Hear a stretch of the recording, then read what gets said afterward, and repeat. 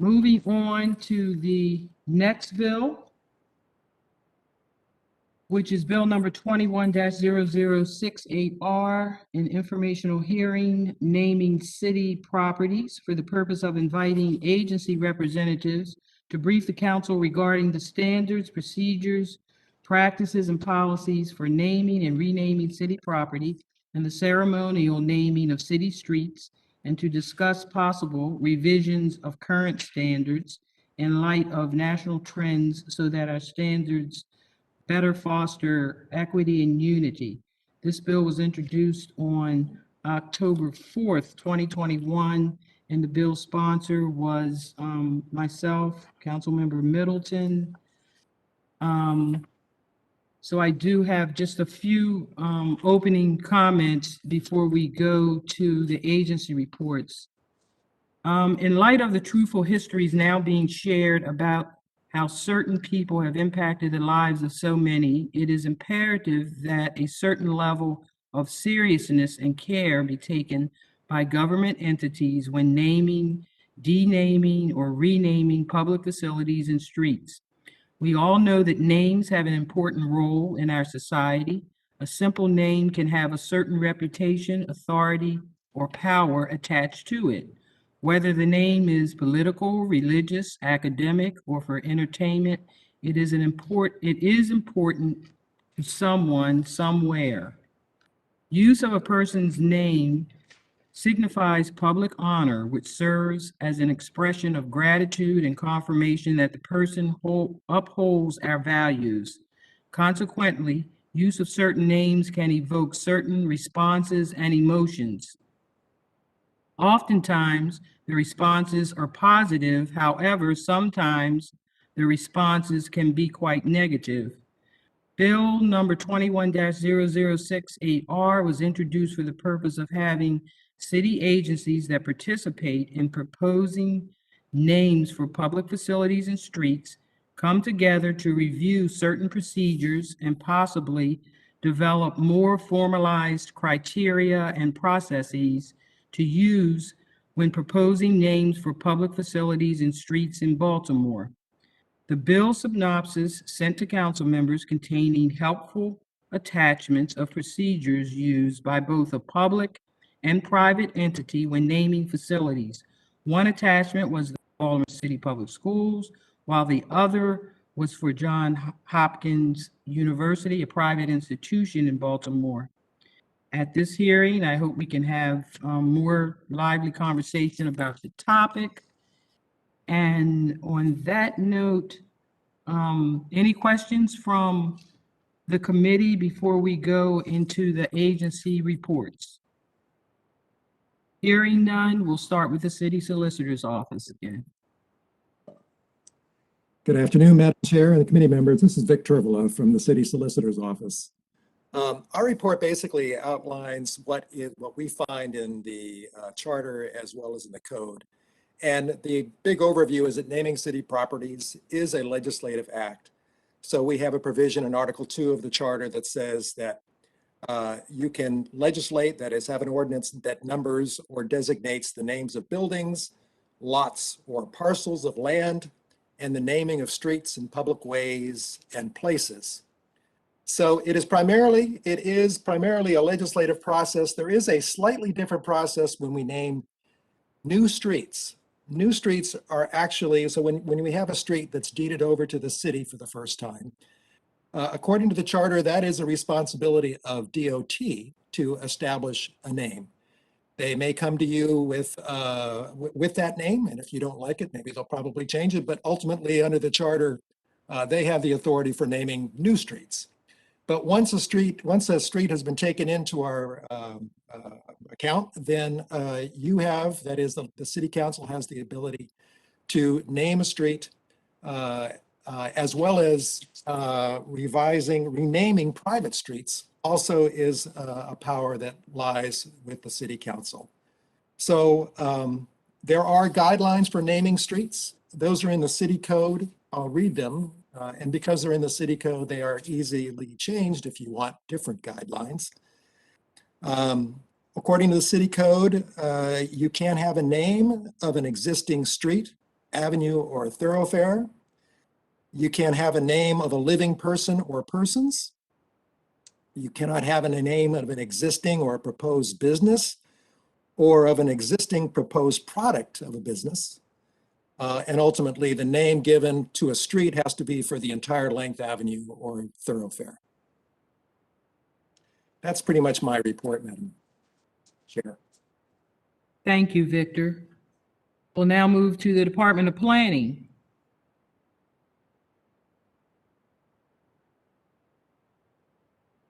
Good morning and good afternoon. This is Eric Holcomb with the Department of Planning and also the Commission for Historical and Architectural Preservation.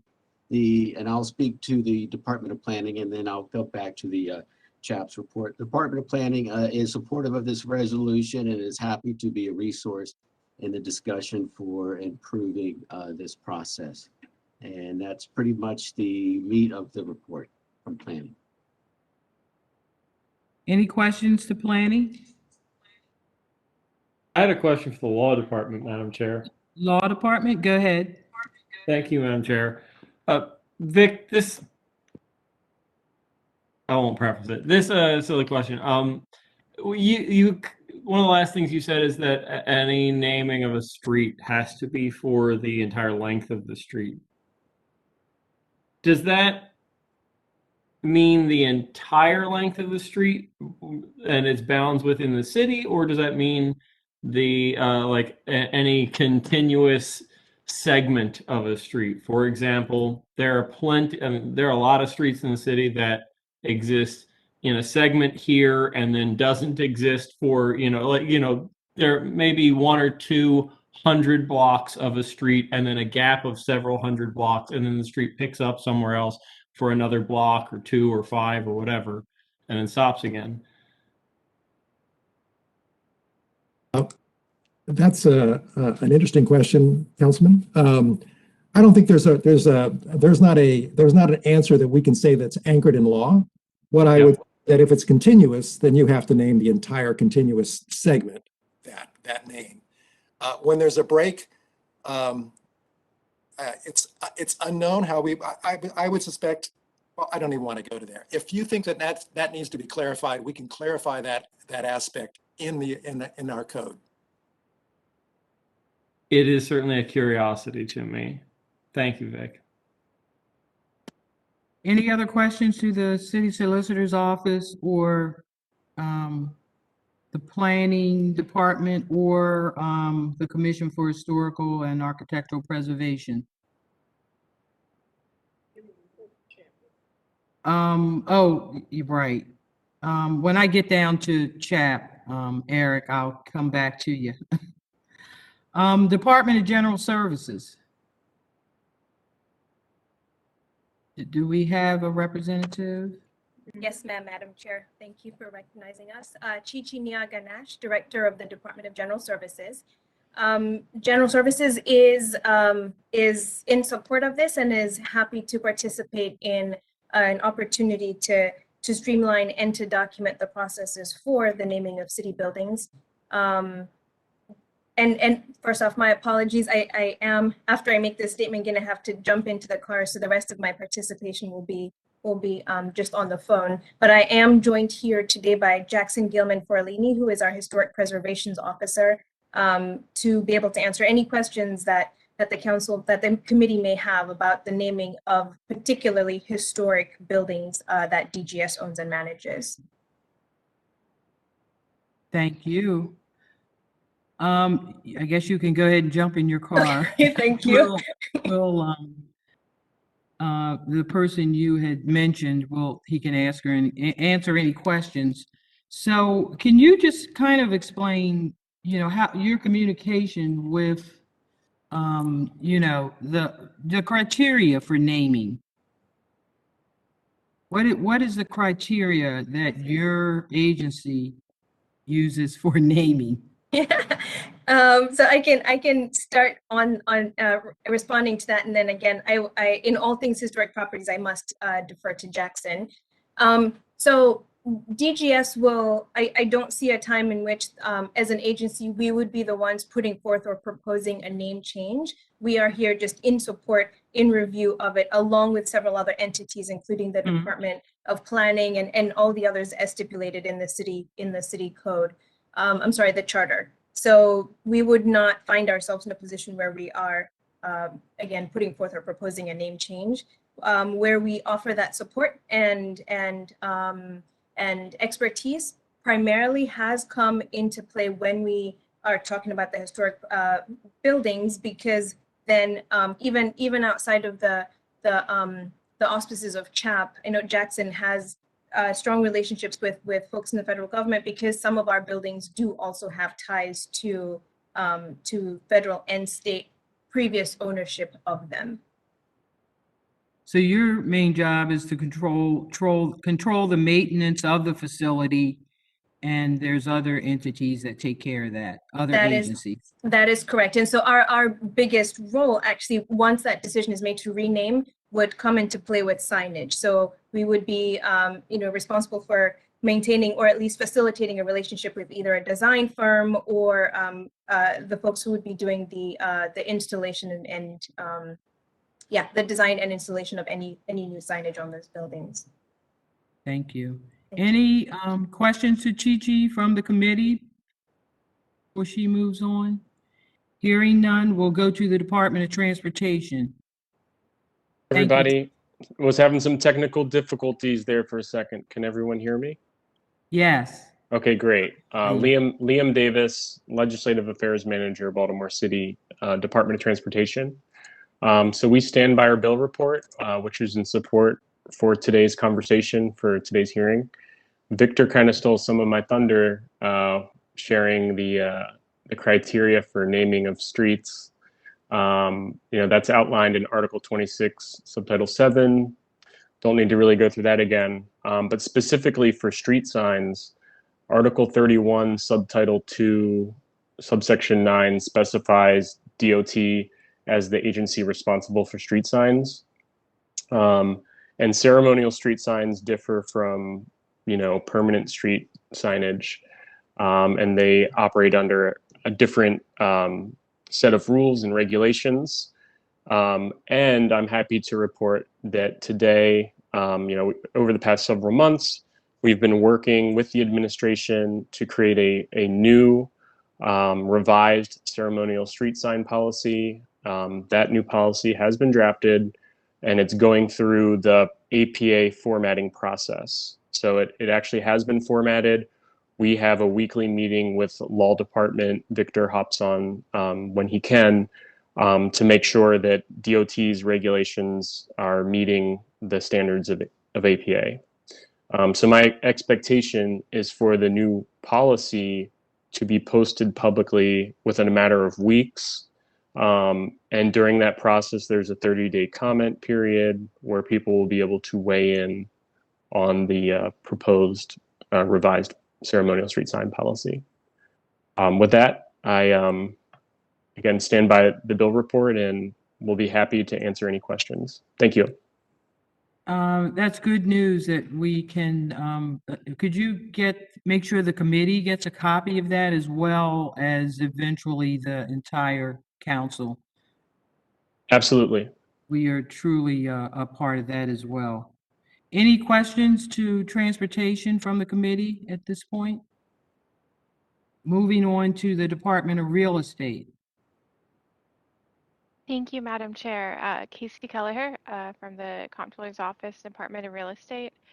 We stand by a report, and just to reiterate, Department of Real Estate is responsible for a few functions: negotiation of acquisition, disposition of city property, leasing, and inventory. As a practice, when we're asked to comment on bill reports regarding renaming or naming of city property, we defer to the agency that has jurisdiction. So a street would be, we defer to DOT, a rec center to Rec and Parks, and go on. That's all I have for the committee today, and I'm happy to take any questions. Okay, so your agency does not have any formal process. You just basically defer to to the Yes. ones that are responsible. Okay. That's correct. Thank you. Thank you. Any questions for Casey? Baltimore Development Corporation. Thank you, Madam Vice President. Justin Lane from the Baltimore Development Corporation. The Baltimore Development Corporation stands by its bill report. We support this conversation and are happy to help however we can. Our involvement in renaming of city properties has been to submit bill reports when requested. We have had the economic development officer for whichever area of the city the property is in, reach out to the bill sponsor and the planner for that area in order to inform our response to the bill. That is our response. I'm happy to take any questions. Any questions for BDC? Moving on back to Eric Holcomb with with CHAPS. Yes, good afternoon. Eric Holcomb with CHAP again. I would just like to say we stand by our report that we submitted. With that in mind, we want to thank you, first of all. We do think that CHAP and historians do have a significant role to play in this naming and place naming. And with that in mind, I would just like to tell you about sort of an idea that we are exploring with the mayor's office and other city agencies. And that is to actually create a commission to review Baltimore's contested monuments, outdoor art, signage, and place names. And place names would also include buildings and commemorative street names. And this idea would be to provide a formal review process to evaluate Baltimore City's monuments, interpretive signage, outdoor art, and place names that which convey history that can be seen as divisive in current day society. Through the vetting of public monuments, art, signage, and place names, the commission would provide a public forum for Baltimore citizens to participate in a civil public discourse to explore and learn the history of current inequalities in Baltimore, and also to ensure that all of our monuments, outdoor art, signage, and place names reflect current day values. So with that in mind, we really do believe that history would be important, and this commission would not have, of course, would not have the authority to name places, but would be able to provide good, solid report based on high quality historical research to the city council. And from that report, we think that we could really contribute to making sure that all of our street names and building names and place names are reflective of today's current values. So with that in mind, that is sort of the idea that we're working with, and I'd be happy to explore, talk more about that, answer any of questions, and find out how we can help with your endeavor. So I guess I have a question. Is there, within your agency, is there as names come in for ideas, is there a committee that talks about and vets this out before you go to the next steps? No, we involve ourselves with place naming when we are referred from city council a bill, and we would provide a report.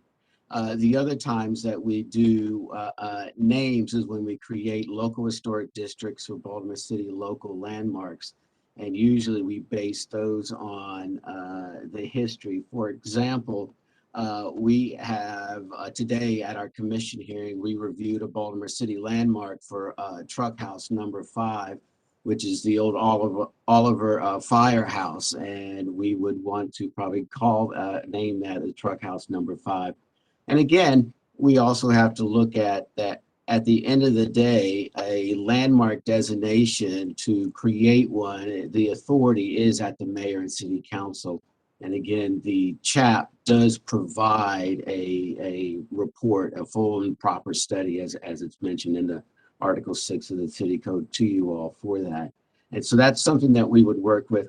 This other commission would really, if we were going to explore creating a commission, I think we all look back on this, on the success that we had with the Baltimore City Commission to review Baltimore's public Confederate monuments that we did back in 2016.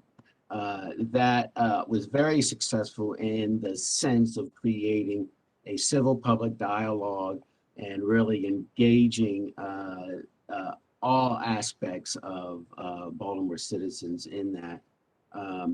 So we thought that that was sort of very successful. And we think that maybe a commission that would do that with other contested monuments and place names, we could create a open forum. We would provide a report based on the history of a monument or a place name, and also look at if there's any legal requirements. And I say that, for example, we have some monuments that were given to the city 100 years ago, and that does have a legal document or agreement with that, and we would make sure that we understand what it would legally take to remove a monument, to rename a monument. So those are the things that we would look at. So, Eric, are you also saying that your agency, or you're kind of the lead on making sure that these renamings are done proper? Are community associations contacted near a place or a location where a renaming is going to happen? I guess I'm just kind of trying to find out if there's one person or group that keeps an eye on all of this around the whole entire city, because we're heading into that phase of a lot of changes and updates. Exactly, and that's why we are exploring that idea with the mayor's office to create that commission. And we're still in the exploration stage, but if we want to sort of envision of how that would work, I think it would work something like this: is that we would create the commission, and the commission would be maybe more reactive than proactive in terms of setting the agenda. We would make sure we would set the agenda, but we would want to make sure that the monument that we were looking to have on an agenda and look at either removing or renaming, we would make sure that the neighborhood associations would have been involved. Of course, the city council person of that area, we would want to work very closely with. And then once we have everybody saying yes, that this should be on a public hearing from this new commission, then that's when we would create that staff report, and that staff report would talk about the history of the person, the history of the name, what he's done, what he hasn't done, and that kind of thing. And then the commission would be full of folks from the community, from the history profession, from the probably art history profession. City agencies and city council would, of course, be part of that.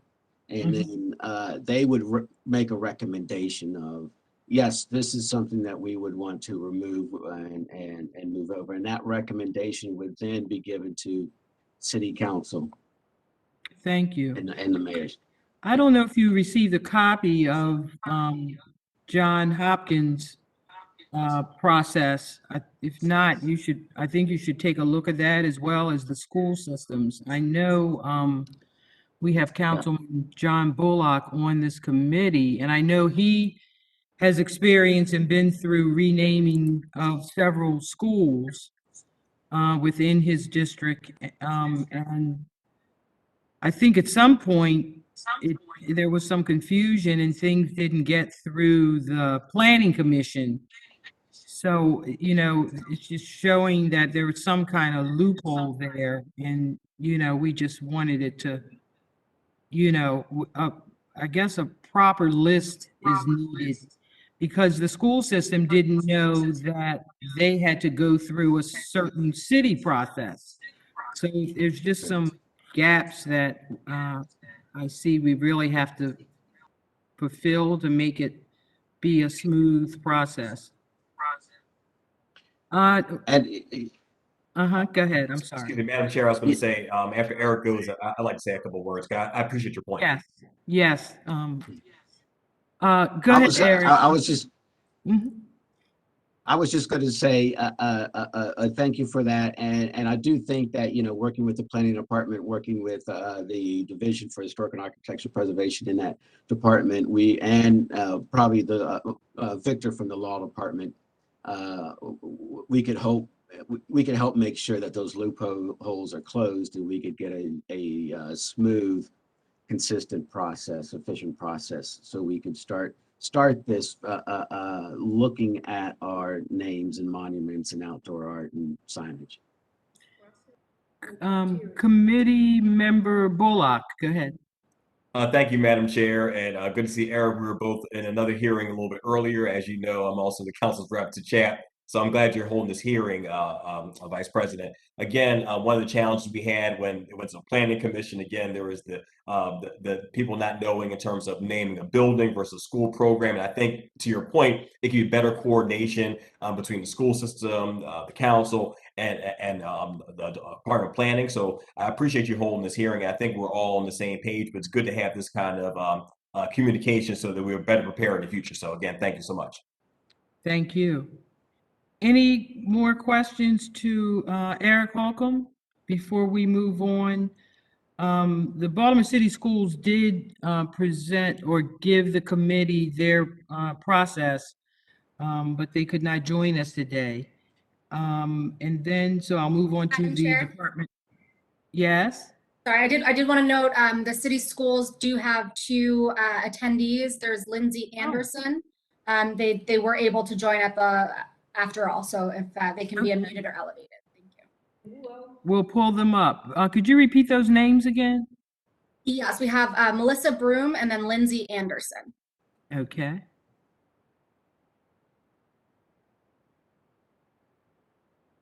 Melissa Broom, did you want to speak or did Lindsay want to go first? Good afternoon, Vice President Middleton. It's good to see you. Thank you for being able to join us. Sorry. We are grateful for the opportunity to join you and certainly appreciate this conversation. My colleague Lindsay Anderson from our Office of New Initiatives is here as well to answer any questions. I think Councilman Bullock really summed things up well for us. So with city schools, we have a very deliberate process when it comes to renaming school buildings. And this often comes about when there are changes to our portfolio. So when a school closes or two schools merge or a new school is coming into the picture, we have a process that begins with the school board. It's our policy FFA, and it has lots of requirements for how to engage the community, school leaders, elected officials, anyone. We try to be very thoughtful about this because there's so much in a name, and you need the community and the school to own it and feel it and be as involved as they possibly can be. So it sounds like you have a copy of that. If anyone still needs it, we can get it to you. Our process is different for as Councilman Bullock explained, there's a bit of a difference between naming a school program versus a building, and I think that is some of what caused a bit of the confusion most recently, but it's why conversations like this are helpful, and we're just here to answer any questions that you need. Thank you, Melissa. Does any of the committee members have any comment for the school system? Thank you for that. Department of Recreation and Parks. Good afternoon, I can't even talk this afternoon. Vice President Middleton, nice to see you. Good to see I'm Jenny Morgan from Recreation and Parks. We stand by our report. We have no objection to the resolution. We have a long-standing posted policy on renaming, where the applying party needs to write a letter of explanation to the director's office. He reviews that with relevant staff. That would, they can include an explanation of what the basis for the name request is, and they also need to include letters of community support. We also ask that that they put forth an escrow account for maintenance for that, like if it's a sign or something like that. It doesn't always happen, but it's requested. We can send you a copy of this. It's a couple of pages long. We're happy to answer any other questions. We get Is your- a fair number of requests for renamings. So I know there's a lot of parks in our city, and also we have our recreation centers. Is there a different process for each? No, it's the same process, and they're for all different reasons. There's probably about 10 different criteria that we consider for naming. So. Okay. Can you share just some of those 10, the most popular ones, I guess? Let's see, the reasons the people that choose names, they're for significant material, financial, The reasons for historical, naming. community service, and then if there has an existing name, we also go in to make sure that, if it's not a name that should be replaced, ought it be replaced just because somebody wants a change, or is there, a pre-existing family or community they're going to be offended if we do that. So we really are very careful about reviewing the process so that it's balanced for everybody involved. And Okay. once the director does his approval, then we would refer it to council for legislative follow-up. Do you have a written policy that you could share with the committee? Mhm. Could you send that to Jennifer and she'll disperse that to the committee? Thank you. And that also goes for any of the other agencies. If you have a specific written policy that you follow with your agency, please submit that to the committee. Thank you, Jenny, for your testimony. And we'll just, if we don't have any questions, we'll go ahead and move on to public testimony. And I don't see any Madam hands. Chair, I have a question. I'm sorry, Councilwoman Ramos, go ahead. Sure, thank you. First of all, thanks for putting in this hearing because it looks, we kind of knew it, but it's very evident that each agency has a different process and that can be very confusing for residents and certainly for us. So having the documentation is going to be helpful, but also thinking about how to expand what Mr. Holcomb was talking about to sort of all of the agencies and not just, one might be helpful to think about like one process for all of that. The second thing, and maybe Madam Chair, this is something that we need further discussion on is, so there's sort of the historical criteria, but there may be some other criteria that we need to follow in terms of, Madam Chair, you had mentioned in your remarks that there are certain names that invoke various emotions and actually may not be appropriate. And so how do we figure that part out? I mean, it may be a historical figure that did a great thing, but there could be others that somebody wants to name, but it's not appropriate. And so how do we balance all of that? And I don't know if any of the agencies already have a way to sort of say, no, this isn't right.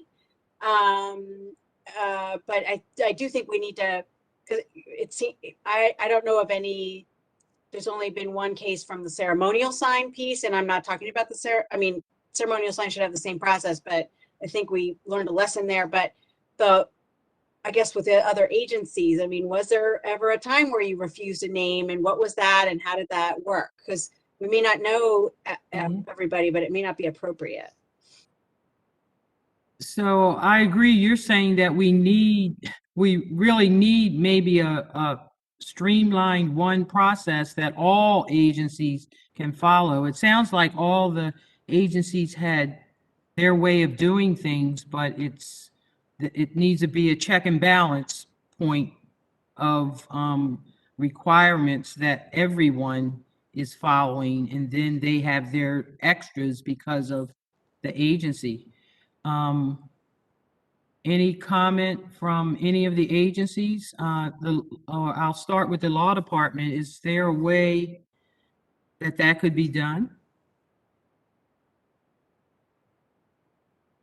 I'm sorry, Madam Chair. Could you repeat that question, please? Is there a way we could, there could be one set processes that could be streamlined, a streamlined process for the entire, for all of the agencies?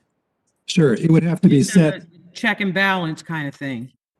Yeah, the process, in order to go across all of the agencies, basically it would be a program. You would establish that program in legislation. It probably couldn't exist otherwise unless it came from the mayor's office and the mayor put down some sort of ruling that all the agencies had to follow this particular process. So it's probably one or the other at that point. Okay. And I think Eric Holcomb, are you still here? I think it sounded like you were working on something like that. Is he still on with us? Yeah. Yes, I'm here. And it sounds like you're leading to working on something like that, correct? Yes, I think so. And we're now thinking of it as being sort of a commission, and then this commission would work through those issues that Councilman Ramos was talking about. You know, what is appropriate, what is not appropriate, and making those rulings and those recommendations to mayor and city council and other agencies for that. And I think that would be what we would want to do. How that is done, you know, the details haven't been worked out yet, but I think that we can work them out through some good working sessions with the other city agencies, the mayor's office and the city council, and get this commission up and running, or this program, if it turns into a program, up and running, and making sure that, you know, there is a consistent, efficient process that everybody can understand and use as we start to go through this renaming and sort of this reflecting period on the heritage and culture of the city through our names and monuments and outdoor art. I have a follow-up though. I mean, ahead. there's been times, and maybe it's only been in the ceremonial sign piece, you know, somebody wants to put a ceremonial sign on a street to honor their next door neighbor. And so, you know, so we just don't know whether that person, I mean, or the 92-year-old elder on the, I have that request. So I'm just trying to think about, and we don't have to spend a ton of time on it, but it is something to think about, is how do we make sure that, you know, or you know, whoever there, we have a ceremonial street sign for somebody that lived in the community a long time ago, but it is not a historic figure as what I think Eric is talking about. Madam Chair, may I? Yes, Councilman Dorsey. I mean, Davis. Yep. Yeah, Liam Davis. Thank Liam you. Davis. So the draft policy will have standards, and they're going to be very clear. We're going to build a little bit of flexibility in there for special circumstances, but there's going to be very clear guidelines on, you know, what will be appropriate for a ceremonial sign. And that could, once we, you know, release this publicly through the APA process, it could be a good template for this broader conversation about naming standards. Okay, I appreciate that. And I'm glad I had heard what Mr. Holcomb had said about the commission. I just wasn't sure that it was going to go through with all of the agencies, but it sounds like he wants to really expand it to be all through the agencies. So I appreciate that. So Yeah, it's a tough situation because I think there are people who want to honor, the memory of somebody, but what does that look like and how do we do it? And it's standardized. So thank you. Thank you, Madam Chair.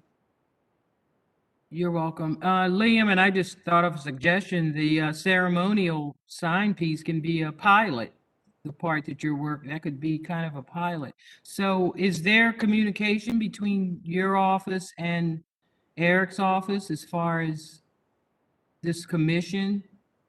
Not yet, but I know Eric's on the call, and we're actually in conversation about a lot of stuff. So Okay. we do have an open line of communication. And Eric, as you're also forming this commission, I think it would be good to talk to the council president's office as well for a representative on this commission as you move forward too. Since Yes, ma'am. the council does play a final role in, in approval towards, with most of these namings. Do we have any more questions at this point from the committee? So Good afternoon. I'm sorry, Madam Vice President. This is Lindsay Anderson from City Schools. Yes. I just Oh, wanted to share, thank you again for having us here today. Kind of to piggyback off the last few comments and what Melissa shared, we do have a very deliberate process for renaming our schools. And there are criteria that have to be met for the names in terms of like a distinguished legacy and service to the community. So we would be happy to share those with the committee. And we're actually revising those. We are revising the policy currently. So I could see how, the criteria for renaming a street might be different than a school or a rec center. And would just want to make sure that if there are revisions to the way the city process works or the criteria for the city as a whole, that they align with what we're spelling out in our policy. So that sounds great, Lindsay. You should definitely be in contact with, try to be in contact with Liam Davis of DOT and also Eric Holcomb of CHAPS, because they both seem to be the lead, or they're taking the lead in improvement for these renamings. So thank you for that input, and thank you again for sharing your processes in writing. Madam Chair, I just wanted you to know that I sent over the renaming to Matt to have forwarded to Jennifer, but ours is fairly detailed as well, and we are working with Chapin Planning already on this. We've been talking for quite a while now, so we are involved as well. Awesome, awesome. Any Madam other Chair? questions? Oh, Madam yes, yes, Victor from Law Department. I wanted to add in the process for making this uniform across agencies. Just a regulation, as Liam was saying, a regulation will basically give you a model perhaps to work with. But ultimately, in order to get the agencies to cooperate and basically sing from the same hymnal, you're going to end up with legislation, because regulation of any particular agency is just going to regulate that particular agency. So ultimately, if you really want teeth, and that goes for the commission too that Eric's talking about, if the commission is established by, for example, an ordinance, and the ordinance says that, make certain criteria of what the commission is going to do, which includes standards for across the board, then it's possible that that type of regulation might work and basically make a uniform process. But other than that, you're going to need, at the end of the day, legislation to make this uniform, basically a legislative program. Okay, that's definitely going to be a consideration. It sounds like that the city and these agencies do have a beginning start in re-looking at all of this and trying to work together. And I'm going to circle back to eventually even think about making a ordinance to like codify all of this. So thank you, Victor. And on that note, Eric, please continue be in dialogue with Victor of the Law Department as you move forward with the main piece that you're doing. Yes, ma'am. I think Will do. all of this is just a great opportunity and just kind of making everything move smoothly through the city. Any questions from the committee at this point? So we're going to go ahead and make a motion to move this bill resolution. Do I have a motion to move that? So So moved. moved. So moved by Ramos, second by, was that Conway? Conway. Thank you, Councilman. And Chair Middleton, yes. Councilman Bullock Yes. is a yes. Councilman Conway Yes. is a yes. Councilman Dorsey Yes. is a yes. Councilman Glover Yes. is a yes. Councilwoman Ramos Yes. is a yes. And Councilman Stokes. Yes. Thank you. This bill will be moved to second reader at our January meeting. And I want to thank everyone for attending today's hearing. And this committee will resume in the new year in 2022. So you all have a safe and happy holiday. You too.